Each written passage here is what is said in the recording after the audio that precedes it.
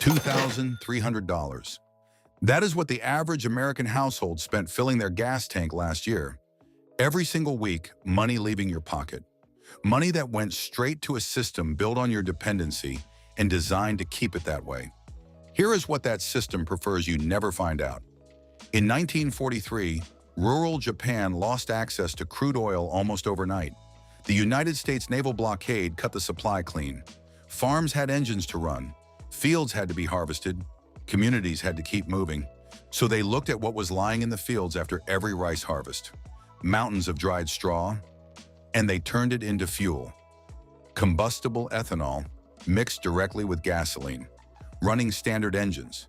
The Japanese called it WWII ethanol, what scientists today call cellulosic ethanol from rice straw. It takes 3 steps, costs under $200 to set up, and requires a federal permit that is free and takes 20 minutes to apply for online. By the end of this video, that $2,000 annual gas bill is going to look like a choice, not an inevitability. Most people walk past rice straw and see agricultural waste. The Japanese farmers of 1943 looked at it and saw sugar. That distinction is everything. Rice straw is lignocellulosic biomass made of cellulose and hemicellulose, long chains of sugar molecules wrapped inside a structural shell of lignin. The lignin is tough. It is designed by nature to protect the sugars inside. But chemistry has a key for every lock. The farmers knew that if the lignin breaks, the sugars become available. Available sugars ferment. Fermented sugars distill into ethanol. Ethanol blends with gasoline and runs in any standard engine. That chain of reasoning, from field waste to working fuel, is not complicated. It is elegant. And here is something worth pausing on. The gasoline at every pump in America already contains ethanol. 10% by federal law since 2005 under the Renewable Fuel Standard established by the Energy Policy Act. Every time you fill up, you are already buying a blend. The ethanol in that blend comes from industrial corn, grown by a small number of corporations that collect approximately $6 billion a year in federal subsidies to produce it. You have been buying ethanol for 20 years. The only question is whose? The cellulosic ethanol method runs in 3 steps. Each one is simpler than it sounds. Step 1. Pretreatment. Boil the rice straw in water with hydrated lime, calcium hydroxide, for several hours. This alkaline pretreatment breaks the lignin shell. The sugars inside become accessible. Hydrated lime costs less than $10 at any hardware store and keeps on the shelf indefinitely. Step 2. Fermentation. The pre-treated straw goes into a sealed fermentation vessel with water and yeast. A simple airlock valve releases carbon dioxide while keeping oxygen out. In 5 to 7 days, the yeast converts the freed sugars into alcohol. This is the same fundamental biology used in every fermented beverage ever made. The process is 10,000 years old and completely reliable. Step 3. Distillation. Ethanol boils at 78 degrees Celsius. Water boils at 100. Heat the fermented liquid and the ethanol vapor rises first, passes through a copper coil, cools, and condenses back into liquid through fractional distillation. The result is ethanol at 85 to 95% purity, clean, stable, ready to blend directly with regular gasoline. 3 steps. Basic equipment. Physics doing its job without asking permission from anyone. Here is where the calculation gets interesting. 1 ton of rice straw yields approximately 250 liters of ethanol. 1 acre of harvested rice generates between 3 and 5 tons of straw as a byproduct. Straw that farmers today either burn, disc back into the soil, or pay someone to haul away. Run the numbers. 1 acre of post-harvest rice straw produces somewhere between 750 and 1,250 liters of fuel-grade ethanol. That is 200 to 330 gallons from a single acre of material that was heading for a bonfire. At an E10 blend, 10% ethanol, 90% regular gasoline, every gallon of homemade ethanol stretches your fuel supply at a direct cost-to-benefit ratio that is difficult to find anywhere else in modern home economics. Your current vehicle handles E10 the day it leaves the factory. Every gasoline car manufactured after 2001 does. Flex fuel vehicles can run up to E85 blends. No modifications, no new components, no tuning. You fill the tank the same way you always have. The equipment cost runs under $200 total. A basic fermentation vessel from any home brewing supply store, $30 to $60. A simple copper pot still, $100 to $150. One purchase. No recurring fees, no subscriptions, no company calling you every month, and the raw material costs exactly nothing. If you live anywhere near farming country, and most of the United States does, rice straw, corn stalks, wheat straw, and sugarcane residue are available for free. Many farmers actively want someone to remove it. They are paying for disposal. You are solving their problem while building your own fuel supply. That is not a side benefit. That is the entire business model of this method. 1943.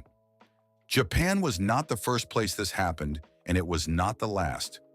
Brazil built the largest domestic ethanol economy in the world on this same principle through the Pro-Alkyl program. Today, 40% of all vehicle fuel consumed in Brazil is domestically produced ethanol from sugarcane. The infrastructure exists at national scale. The vehicles are standard. The results are 40 years old and documented. During the Second World War, multiple European countries under occupation ran farm equipment and vehicles on ethanol produced from local biomass. Barns and kitchens became impromptu distilleries. Communities kept their equipment moving on material they grew themselves. The knowledge was not theoretical, it was operational. The chemistry has been sitting in plain sight for over a century. And in the United States, the legal framework for home fuel ethanol production has existed since the 1970s.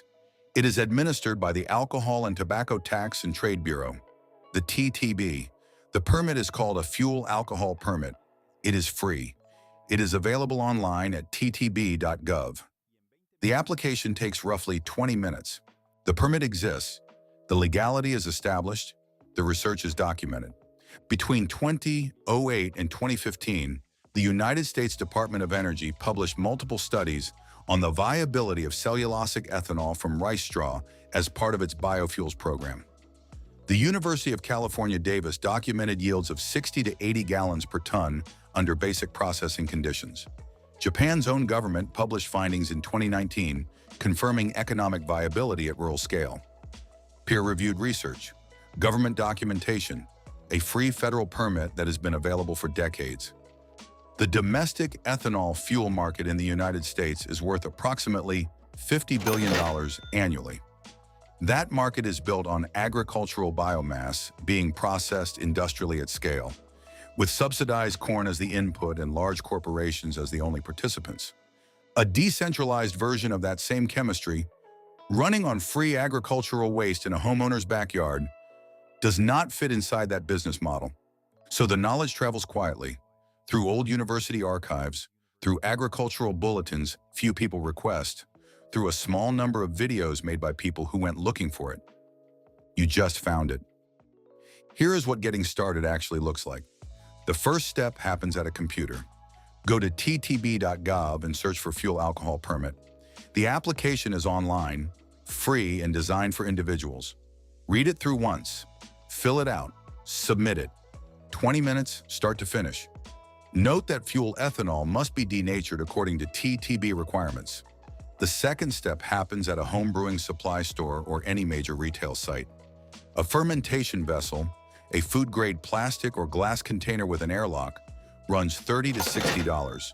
A copper pot still, the same kind used by tens of thousands of hobbyist brewers across the country, runs $100 to $150. Buy once. Use indefinitely. The third step is a phone call. Find a rice farm, a corn farm, or a wheat farm within a reasonable distance.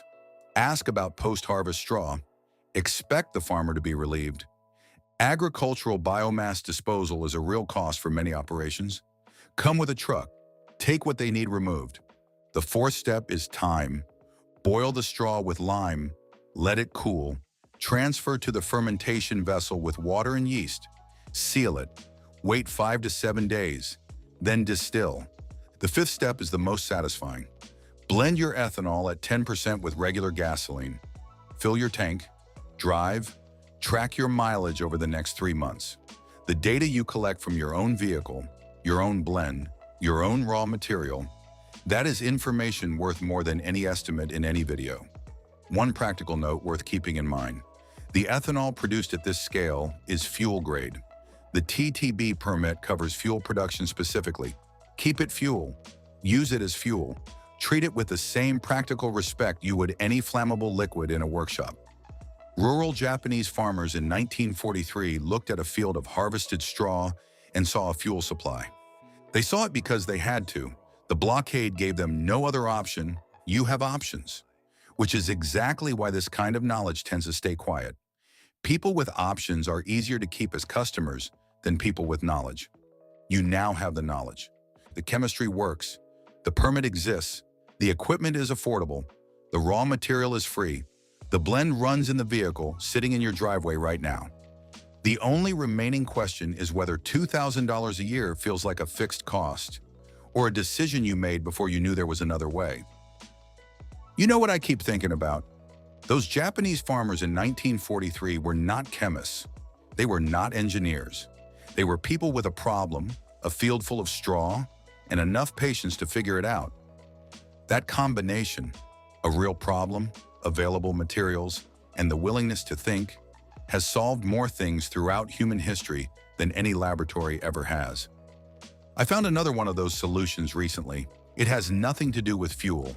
It has everything to do with what happens inside your washing machine every week.